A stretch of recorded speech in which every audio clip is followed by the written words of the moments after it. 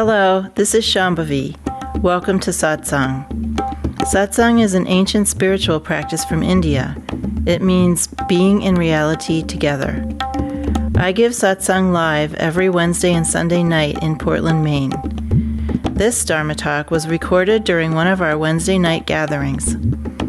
Please visit jayakula.org to learn more about the teachings. You can find video satsangs on Jayakula's YouTube channel, and my books are all available on Amazon.com. Much love to you, wherever and however you are.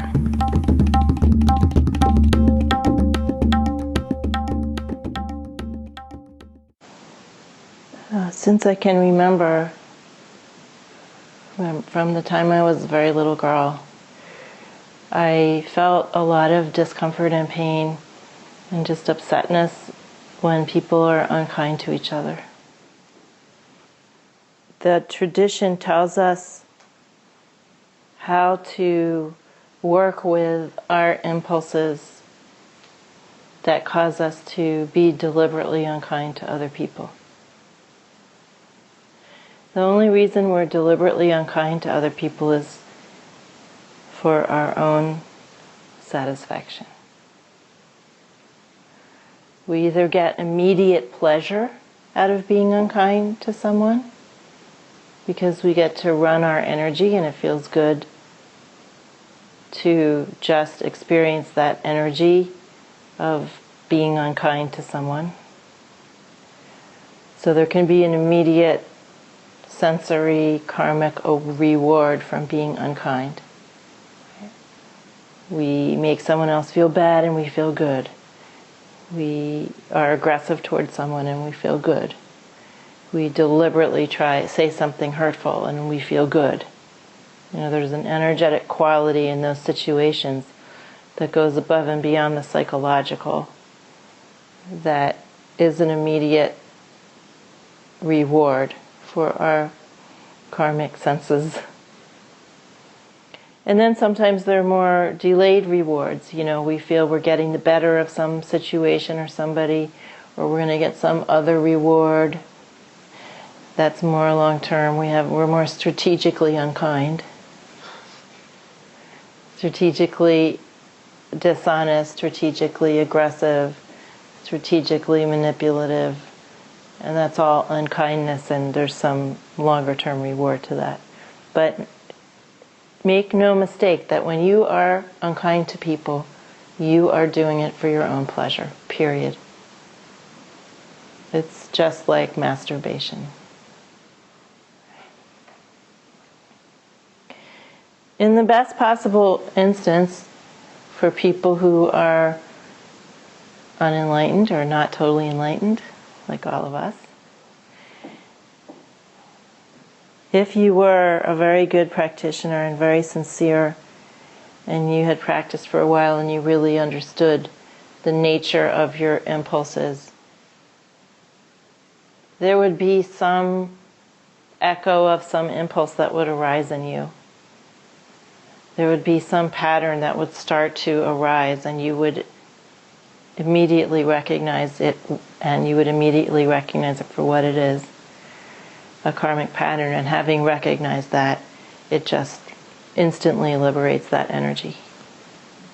You can try this, for instance, with your thoughts. This is a very common kind of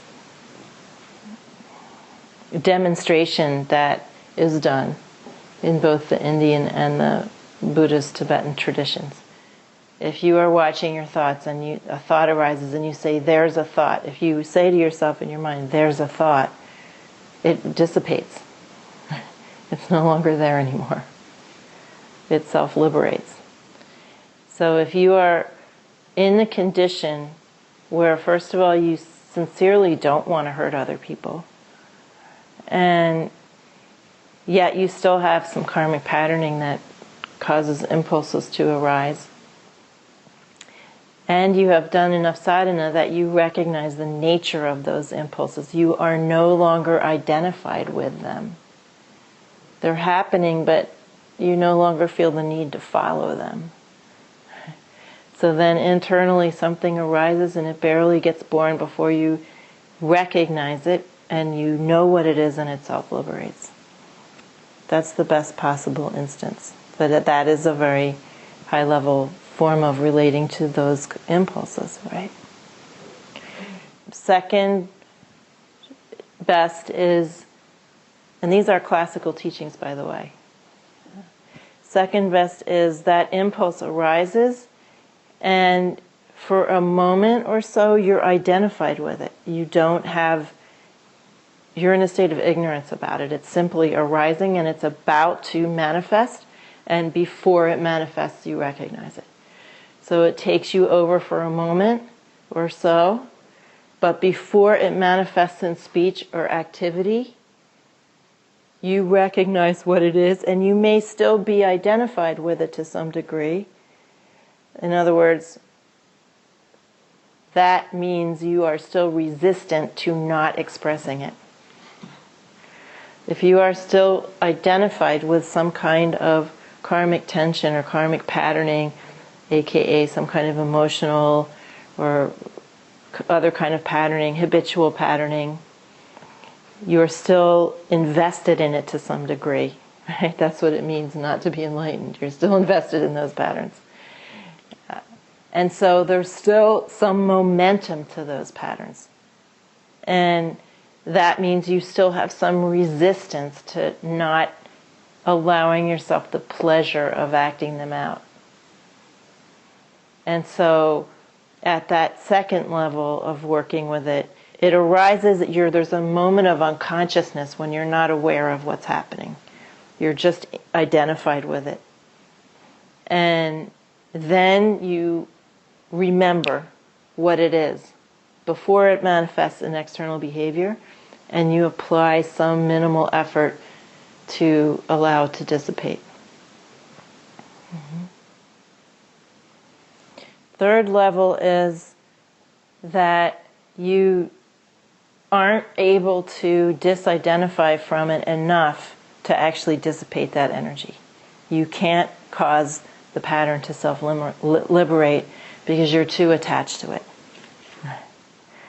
So you get angry because you feel like expressing anger because it feels good. And you've totally manufactured some bullshit situation at which you feel you can stomp around self-righteously at another person because that feels good.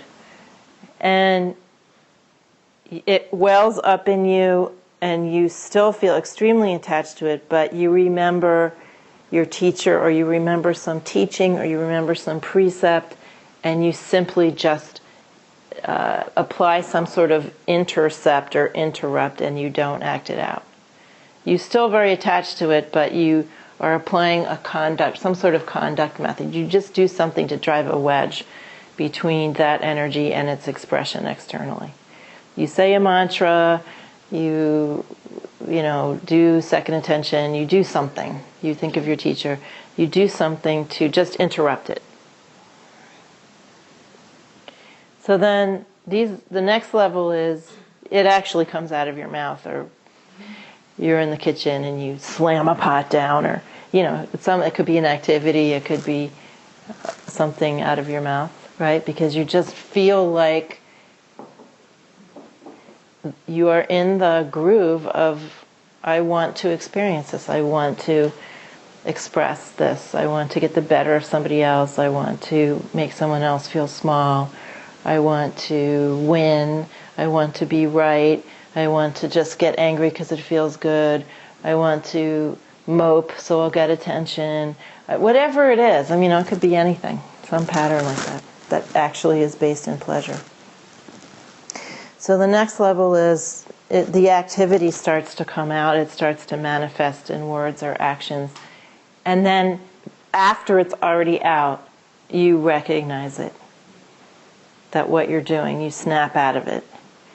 And then you can just stop, then you just stop. Right?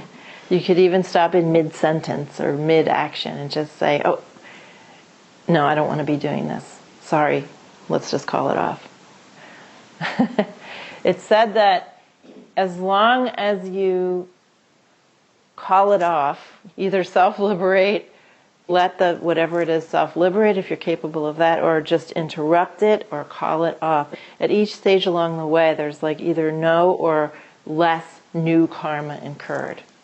Right? New karma just means you're adding to the momentum of that pattern. The more we act stuff out, the more we are, and acting, we're not trying to not act stuff out because it's bad or, morally wrong or something like that. It's because we are then adding energy to that situation.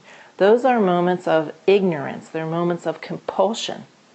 They're moments of just self-pleasuring, basically. Gross, separatist self-pleasuring that doesn't recognize your continuity or commonality with anybody else. Definition of ignorance.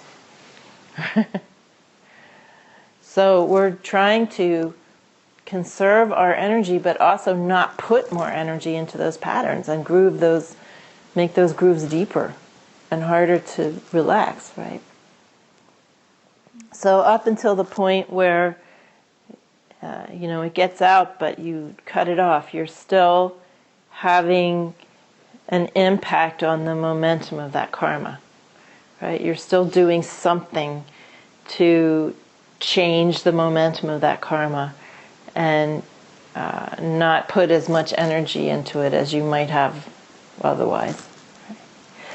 And then as a practitioner in a community, if you do just let it get away with you, you do not apply your practice, you just behave unconsciously and are deliberately / compulsively unkind to other people, then the best thing you can do is, as soon as you recognize it, it could be an hour later, it could be 6 hours later, it could be a day later, that you go to the person and say, or address the situation and say, I was not in the state of my practice, I was in a state of fixation. And then it's not like, so ha ha ha, aren't I cute? Oh, that was just me, ha ha ha. No one's expecting you to go into some paroxysm of guilt, because that's just a narcissistic waste of time also. But if you just say, oh, ha, ha, ha, that was so funny. I was, oh, well, I'm sure you don't mind because we're all in the cool. You're supposed to be working on that stuff. You're supposed to actually have some sincere desire to show up differently in the world. To use your practice to show up differently. Not just to be, having these serial attacks in between which you express some sort of half-assed regret. Yeah. So no one's expecting anybody to be enlightened or to behave in an enlightened manner. But you are expected to be sincere. And don't expect anybody else to put up with it if you aren't.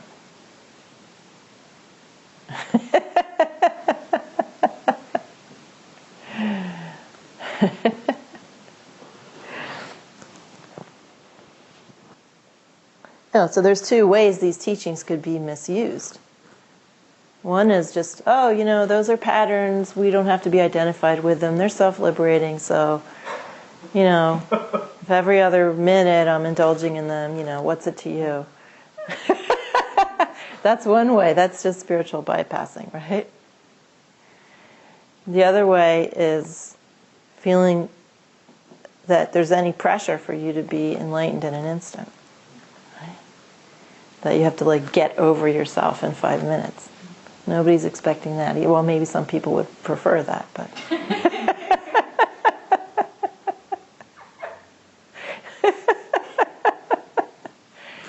But we're all working on the same things, and the thing is to be sincere and to take responsibility for how you're showing up and to try to do better.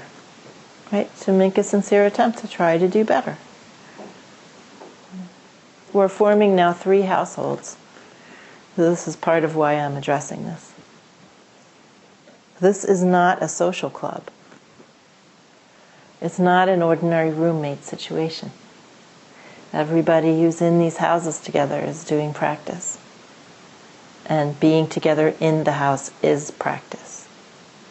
If anybody ever just wants it to be an ordinary roommate situation, where you get to throw your weight around in an ordinary way, someone is treating things in too ordinary a way, that has to be addressed. There's no point in having these houses if people aren't using the living situation as practice.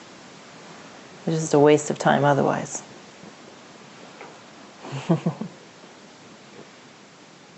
So that means that there's the freedom to remind people to invoke their practice when they're not. And there's also the freedom to be compassionate with people when they are just doing what they do.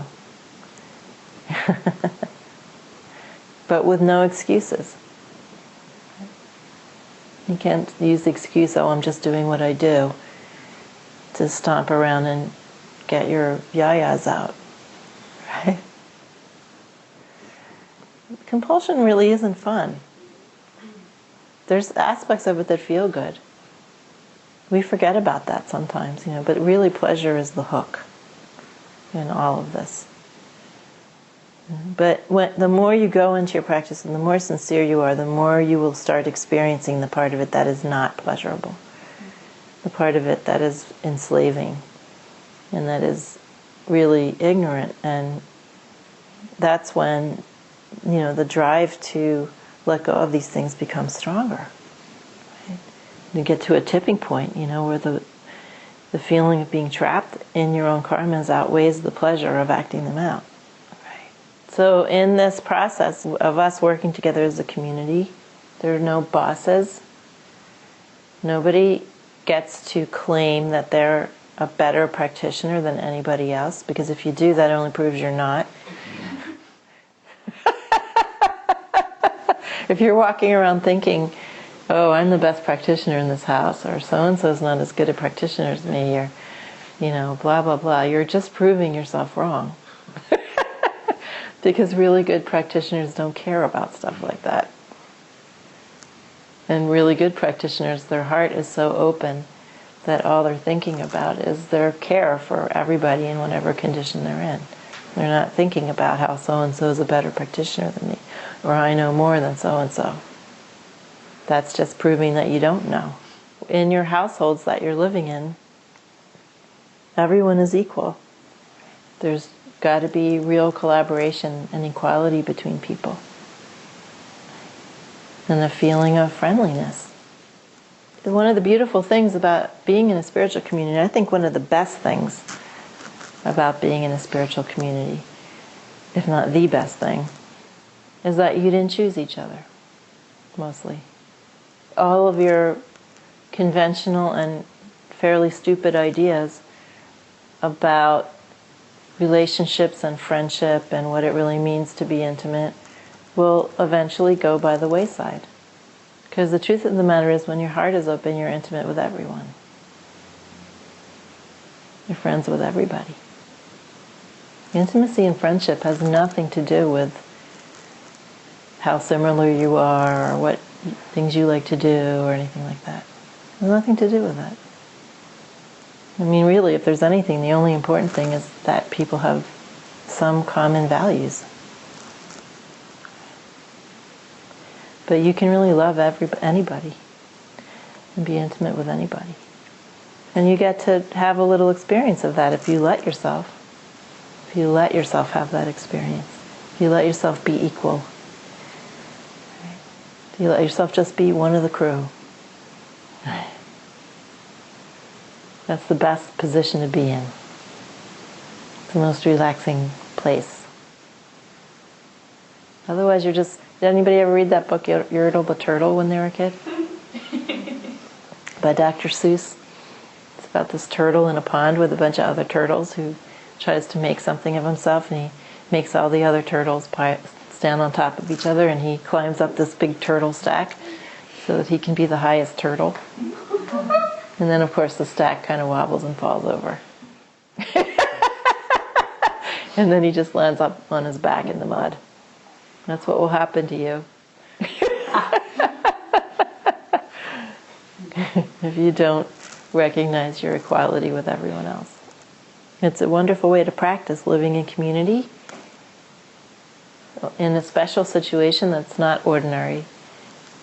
The special situation of everybody practicing, right? And having some similar teachings. And it's not being an ashram, because then you just have to follow rules. Probably be easier.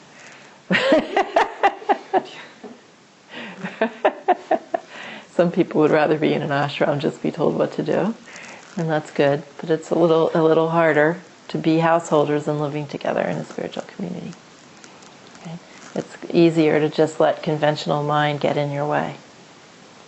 You should actually try to collaborate on everything and be as open-hearted towards each other as possible, and try to practice loving people that you didn't choose, being intimate with people you didn't choose.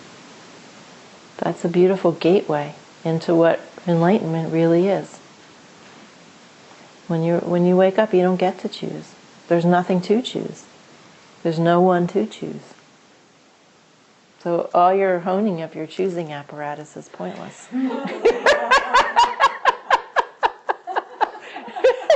I shouldn't make that list. No. I always like to tell the story, I grew up in a very culturally snobby family, and I was very snobby. Then when I was in my early 20s, I went to Al-Anon because someone I was involved with was a drug addict and a drinker. Sit in rooms with 20 or 30 or 40 people from all different cultural backgrounds, different kinds of educational backgrounds. And I learned that everybody had something to say that was important. I mean, I don't know what else I got out of going to Al-Anon, but that was, really the most important thing. So just recognize that if you, aren't in that spirit of equality and open-heartedness, that you're not being in the state of your practice. You're not going in the right direction. You're not using the situation of living together for what it's really intended to be. And that doesn't mean that you're going to succeed all the time. I mean, I don't succeed all the time. Lots of times I don't succeed at whatever it is I'm trying to open to. But I know what I'm trying to open to. I know what I'm supposed to do. And I just keep trying to do that. It's easier when you're not so far along to just be lazy and give in to your karmic momentums and just be ordinary about everything. And forget, this household has a special purpose. It's not just some roommate situation. Okay, so I had a student write to me today. I wrote to the student and said, "You haven't been showing up at Satsang, not here, but somebody on the West Coast. How come?" And one of the things they said was because the question and answer period is often boring.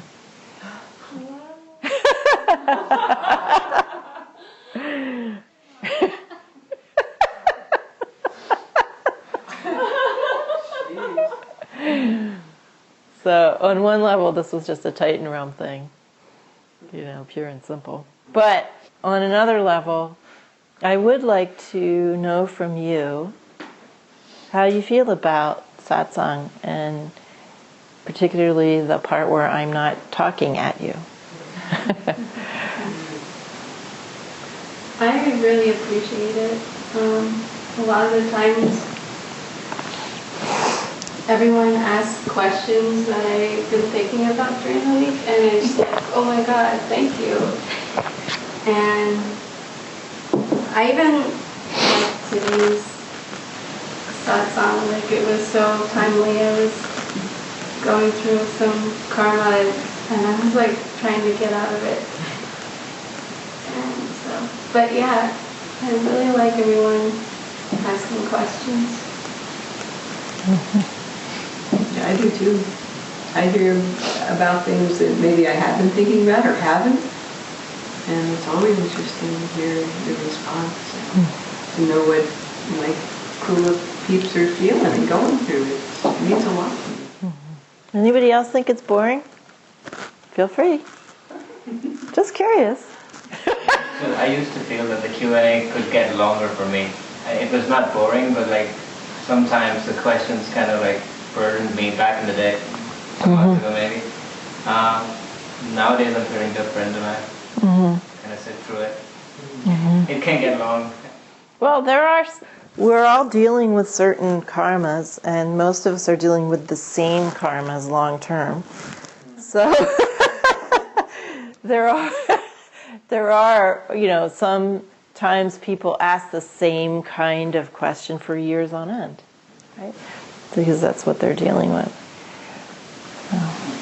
There's so often though when people ask questions that I think like that's just such a good question. I'm so glad somebody asked. Yeah. I was gonna say I often feel like when people say something I'm like, oh, these are the things that I can't ever articulate. It's like when I hear somebody's question or whatever, it's like, yeah, that's exactly what I was thinking, but it wasn't there. Like, I don't know, I feel like so often I'm not having questions directly, but people's questions feel directly like what I'm having. Even if the question isn't exactly something that's been floating around in my head, the answer usually pulls something, like something you say is like, oh, the question had nothing to do with what I was thinking about, but something that you said is like the whole nugget that I made the whole episode and I didn't even know I needed it. So. Yeah, it seems like the response, is with value, of course. And a lot of times it does seem some questions seem self-indulgent. People are just arguing and grinding on the same thing. That's how we are. No, I know that is true, but that's how we are. We just can't get over things in a second. Well, we can occasionally, but it's very, very occasional. After a long time, it seems like 1 second. That particular second. Well, I feel sometimes, when I think about Ma's satsangs, because my love of satsang really started through reading Ma's satsangs, understanding what an amazing practice it is, and how natural it feels, and I like the unplanned aspect of it, and I love that she only taught in satsang. If it were up to me, I would never have another workshop ever again. But I'm in this culture, so that's how things are. But I do feel that we don't take advantage of it as much as we could. Definitely because we're in this culture, there's a more sort of, the questions often are about emotions and how I feel about me and something that happened to me today. And those are the large share of the kinds of questions. And of course that wasn't true with the satsangs that Ma, at least the ones that were published. Now people went to Ma with all kinds of personal questions. And just in my study with Indian teachers, people would be constantly going to them with personal family matters and all kinds of things. So I don't think that that's like only an American phenomenon. But I think in the public part of the discussion that happens, there's more emphasis on that than there probably would be in India. And I'm kind of thinking now we're going to have the reading group starting up again, right?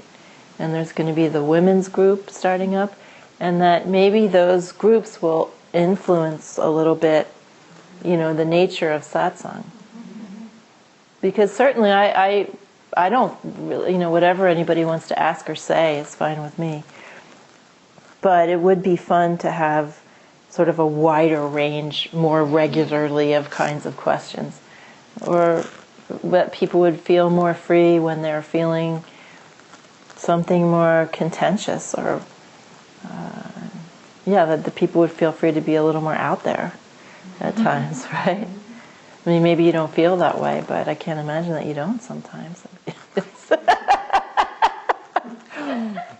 And of course, I'm going to be doing some teachings on Shakti Sadhana and doing some other stuff with women in the Kula to try to just basically raise the fire. And maybe that'll all affect things too. Anybody else have thoughts on satsang? Or any thoughts about anything you would like to see happen at satsang that's not happening? I love the practice of satsang. It does feel, though, it's not boring. That's definitely not the word I would use to describe it, but I feel for myself this like ego fixation constipation kind of thing. And it feels like it's kind of the whole, like our community is like I feel like I'm too careful all the time trying to, gather everything up and to like present it. That's ridiculous. But I think that's our whole community. it feels like Yeah. Ego fixation constipation. That's a very precise way of putting it. And I think that is in large part, I would say, because this community started in Portland, Oregon. That is a specific cultural flavor of Portland, Oregon. This, deliberate lowering of your fire and its display in public. If we had started on the East Coast, I do not think our community would have that flavor. Well, do you think also part of it has to do with the fact that none of us are really studying texts or things like that? It's not like we're really getting immersed in like the study more. I mean, it's like we learn different practices with you, but it's not like independently. I mean, at least, okay, maybe I'm speaking only for myself, but not a lot of people are just like reading texts or delving more into like, I guess, that aspect of the practice. Like different. Yeah, a lot of teachers in the tradition in ancient times and modern times just taught from texts. Yeah. That's a big, that's even bigger in Tibetan Buddhism. Whenever you go to a Tibetan Buddhist teaching, a traditional one, it's all just a reading of a text, and then a practice is given, or maybe not. It might just be a reading of a text. Everything is text-based. But I am not tended to teach that way, mainly because my perception of the community when it first started in Portland, Oregon, was that people didn't want that. I think I would have been more inclined to do that back then. And then as I went along in my own practice, I became less interested in it. But for sure, I mean, I've done a few teachings on the Bhagavad Gita, and we're doing more text teachings on Sunday nights. And I'll start branching out from the Ma texts and doing other texts too. But that's something, if anybody wants me to do that, you can tell me that. Just on that, I'd love to hear more teachings from that newer Upaladeva book that you read a little bit of at the retreat. Okay. That was just like, Okay. I know I just started with the Ma, and then I just love it so much. I kept going. But, it takes me like, an hour to get through one sentence. So. But I love Upaladeva, yeah. I think that there's this precedent of satsang as we're listening to you, and that especially in Portland, we didn't get together a lot, most of us didn't get together a lot outside of that. So when we got together, we were listening to you, and we went off and did practice and, come back. But I think that the reading groups and women's groups will really help us have a precedent of, talking to each other about these things. And Not living in one of the houses, I really miss that. So that's why I signed up for both of those.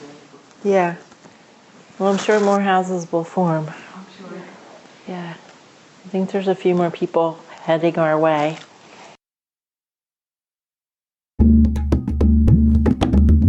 Jayakula is a nonprofit community offering opportunities to learn and practice in the direct realization traditions of Trika Shaivism and Dzogchen. We are based in Portland, Maine and Portland, Oregon. Visit jayakula.org to explore more of our offerings.